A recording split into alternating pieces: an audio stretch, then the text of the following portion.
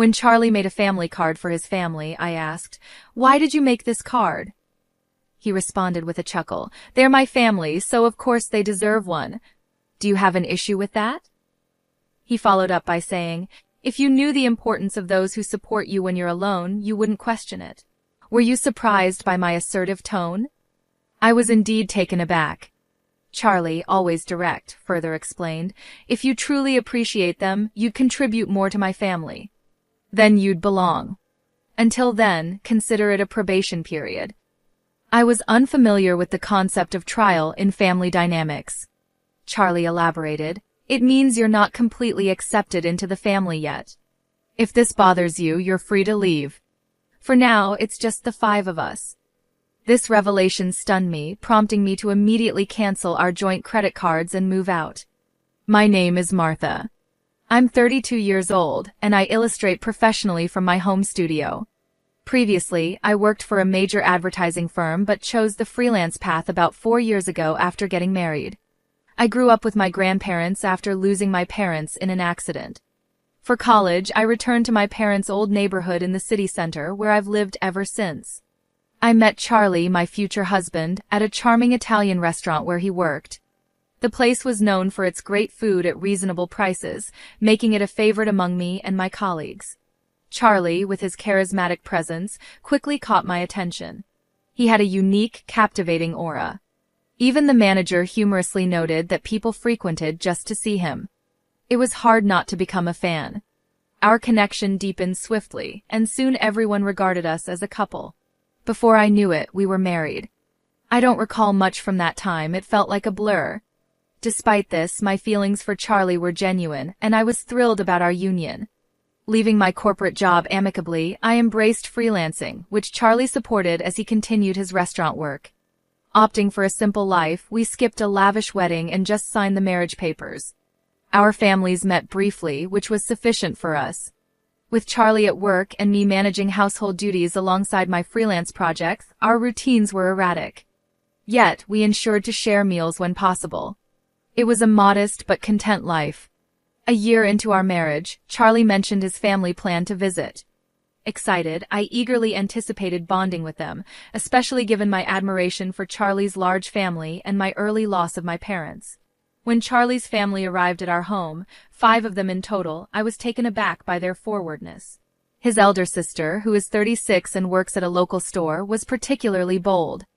"Hey, which room's mine?" she demanded as soon as she entered, a stark contrast to the polite demeanor I remembered from our previous meetings. Alongside her was Charlie's younger sister, 20, who remained as reserved as she had been during our first encounter, hardly uttering a word. Following the elder sister's brisk lead, I showed them to the guest room and Charlie's parents to my parents' old room, which had a Japanese style I thought they might appreciate. Once settled, his sister made a bold declaration. "Well, since we're all under the same roof now, you'd better start treating our family right," she said, her words puzzling me. When I looked to Charlie for an explanation, he chuckled mysteriously.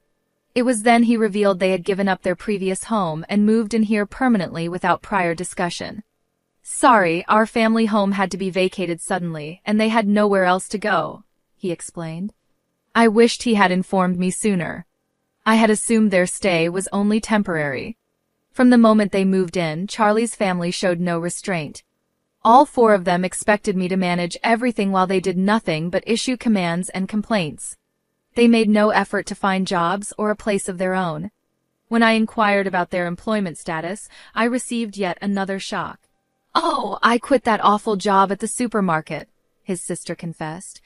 Although she was employed before, it had only been part-time, a fact I had misunderstood given her age. She admitted she hadn't held a steady job since high school. Charlie's parents also had part-time jobs they abandoned before moving in. His other sister, claiming to be a student, was unemployed. "Why should I work when I'm part of a well-off family now?" she reasoned arrogantly. When I pressed her on whom she meant by a well-off family, I got a startling response. "You, obviously. You received a hefty settlement and insurance payout after your parents' accident, and you don't even have a mortgage on this place. You can live comfortably without having to work," she remarked with a laugh. I expressed my concerns to Charlie upon his return, but he reacted angrily, a side of him I had never seen before. Everyone's exhausted from being suddenly uprooted. Give them some time to recuperate. Or do you want to kick out my family, Martha? He challenged. I was stunned into silence. Then his tone softened. I'm sorry for yelling. It's been a tough day for me too. Can you please try to be a bit more understanding? Looking back, Charlie was skilled at manipulating situations with a mix of kindness and severity, but in that moment I failed to see it. I agreed to endure a bit longer. The situation with Charlie's family soon became more oppressive. They treated me like a servant and demanded money for outings under the guise of needing cash for job hunting, a claim I suspected was untrue.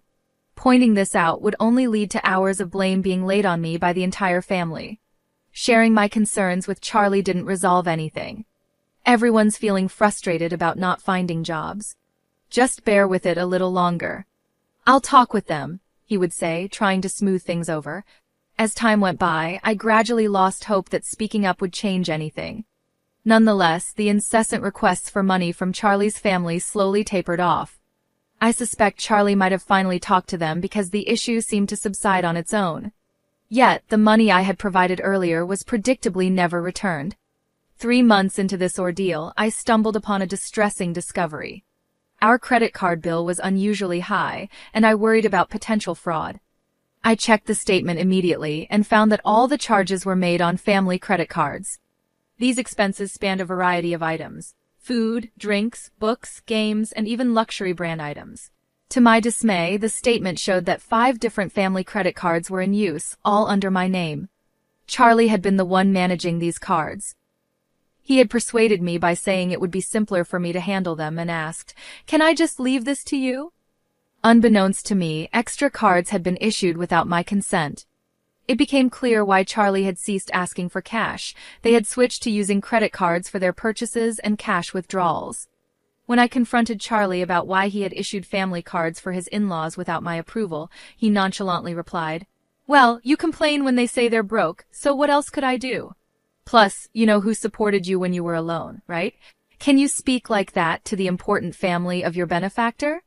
His bold and dismissive tone shocked me. It wasn't like anything I'd heard from him before. He added, "If you're thankful, you should do more for my family. Then I'll accept you as part of the family too. Until then, think of it like you're still on a trial period." I had never heard of a trial period in marriage before. Seeing my stunned silence, Charlie pressed on, "This means you're not officially part of the family yet. If you're not okay with that, you're free to leave any time.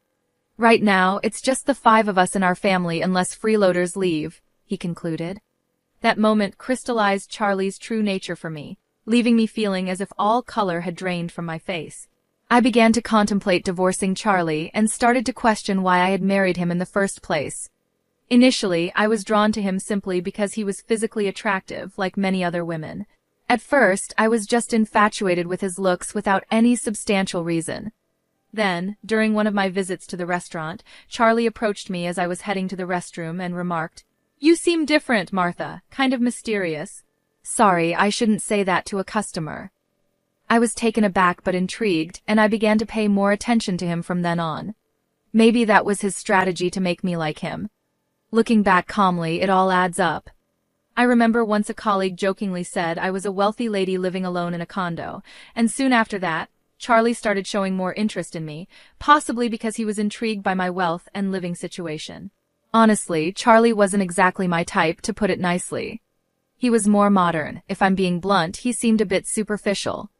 I preferred mature men who spoke softly and seriously. Yet, somehow, I ended up falling for Charlie, a typical handsome guy who could easily charm a woman, especially someone like me who was new to the working world and not accustomed to such attention. Reflecting on all this now left me feeling frustrated and ashamed. I felt an urge to lash out and break things around the house, a stark contrast to the controlled life I had strived to maintain. Resisting the urge, I instead decided to carefully plan my next moves to get even. I knew I had to play the long game, managing the situation with as much cunning as Charlie had employed in manipulating me. The condo we lived in, purchased on a mortgage by my father just after my birth, wasn't expensive back then. However, due to rapid development in the area and a new shopping center nearby, it had become a sought-after luxury residence. My parents, hoping to expand our family, had chosen a large condo which now provided ample space even with Charlie's family invading our home. Their presence was a constant irritation, especially since I worked from home, but I bore it all for the sake of my plan for revenge. When I was 4, both my parents tragically died in a car accident while returning from my paternal grandfather's funeral. They collided with a speeding car on the freeway. That day, I was supposed to be with them but stayed home due to a high fever from the flu, making me the sole survivor of our immediate family. The mortgage was covered by the group credit life insurance they had, which meant I only had to handle the management fees and property taxes for the condo. Charlie suggested he could contribute just a bit more than the cost of those fees since there was no mortgage. If I pitch in that much, we should be able to manage with Martha's income, right? We'll each use our earnings for personal expenses. Sounds fair, doesn't it? He had proposed. I agreed, thinking it might ease some of my financial burden. At that time, I was still somewhat blinded by my feelings for Charlie and went along with his suggestion. It seemed Charlie perceived himself as the head of the household, somewhat providing for me, while in reality, I was the one covering most of our living expenses, including utilities, groceries, and any social outings. Now, with 5 extra dependents in the house, managing my income alone was becoming unsustainable. Yet, I feigned ignorance and bore the increasing strain, biding my time and watching as Charlie's family indulged in shopping sprees at my expense, reminding myself that I would have the last laugh. 6 months into plotting my departure, I reached my breaking point and decided it was time to act. Exhausted and resolved, I confronted Charlie. I'm at my limit. It's time to make a choice. It's either me or your family, I told him, presenting him with an ultimatum. He was visibly taken aback, but I continued undeterred. None of your family members lift a finger to help around the house. They just dump all their chores on me.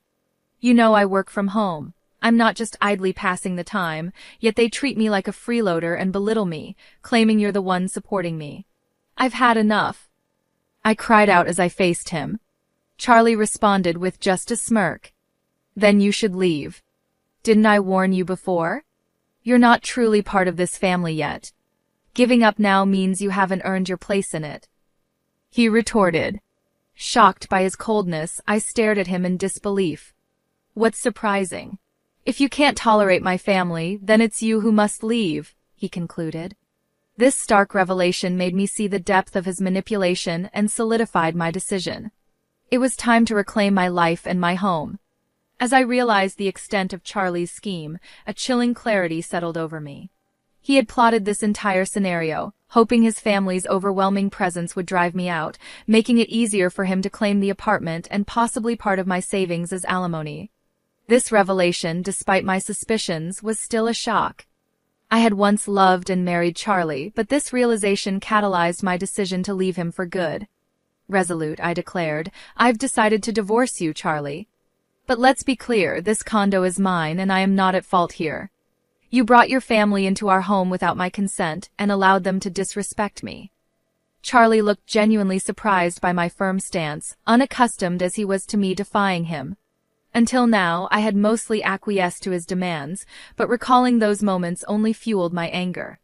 I can't tolerate another moment with you and your family, so I'm leaving now. But be ready to leave as well, I told him assertively. Flustered, Charlie retorted, This is ridiculous. This is our home. We're not going anywhere. Ever heard of tenant rights? You can't just evict us from our own home. Ignoring his protests, I left the apartment and sought refuge at my grandparents' house. I shared everything with them and asked for shelter until the situation was resolved. They were appalled by what I had endured and scolded me for not coming to them sooner.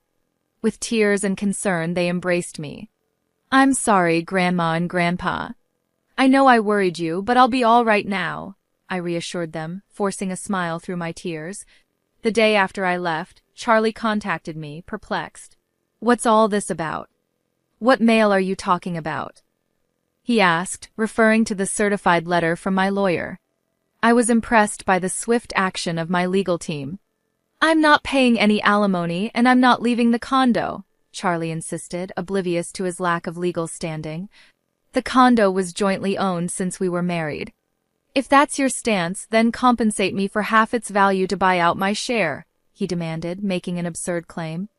Please communicate through my lawyer from now on, I stated firmly, ending the call. I expected he might try to reach me again, but I had no desire to continue the conversation.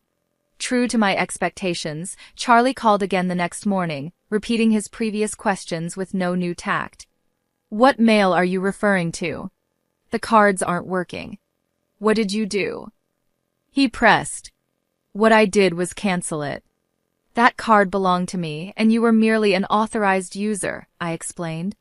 Before leaving, I had transferred all the accounts linked to that card to another one and terminated the original.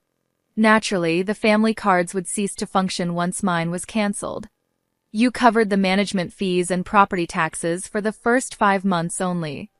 It's not substantial, but I can deduct that from the alimony if you prefer. I mocked him, turning his logic against him. This confrontation marked the beginning of a new chapter for me, one where I would no longer be manipulated or burdened by Charlie and his scheming family. I was determined to reclaim my life and my home. The muted shouting coming from Charlie over the phone was no surprise. He had managed to pay the agreed amount only for the first 5 months, after which he started making various excuses related to work and other personal issues, always finding reasons to delay the payments before stopping them altogether. If he had forgotten about these commitments and assumed they were still being handled, it was quite an oversight. But frankly, his lapses no longer mattered to me, as I was determined to cut ties completely. That's the situation, so please reimburse your share of the living expenses I've been covering, I firmly stated. I had kept meticulous records of our household expenditures, which I planned to use as evidence to fairly divide our assets. It's marital property, he argued. Yes, understood. Let's divide it accordingly, I agreed. He ended the call with a reminder, which seemed more like a prompt not to forget about his supposed entitlements. A few days later, he called again, repeating his earlier questions. It seemed they were not only short on memory but also limited in vocabulary. What do you mean by the division of shared property? Why is it 0? You must be swimming in cash from your parents' insurance and alimony, he accused. Ah, so that was what they assumed. I patiently explained that my pre-marriage savings were not part of the marital property, and since we hadn't accumulated any savings during our marriage, the balance was naturally 0. Don't accuse me of deceit. If you doubt my honesty, you might want to seek legal advice. Henceforth, kindly communicate through my attorney. I won't engage in direct communication with you any longer, I declared, then ended the call and blocked his number. 1 month after my departure, Charlie and his family finally vacated the apartment. Their departure wasn't due to a change of heart, but rather because they could no longer sustain their lavish lifestyle without access to my funds. Predictably, Charlie's income alone wasn't enough to support a family of 5 accustomed to extravagant spending. Tightening their belts wasn't an option they were willing to consider. I had allowed them to use the card intentionally, knowing it would lead to this outcome. As financial pressures mounted, his family began badgering Charlie for shopping funds, and when he refused, they resorted to pilfering from his wallet. Even in their frustration, they blamed him for my departure. To compound their troubles, I had arranged for the utilities, electricity, gas, and water, to be disconnected since I had no intention of residing there any longer. Charlie tried to get the utilities reinstated over the phone, but since the condo was in my name, no one else could restore them if the owner had ordered their termination.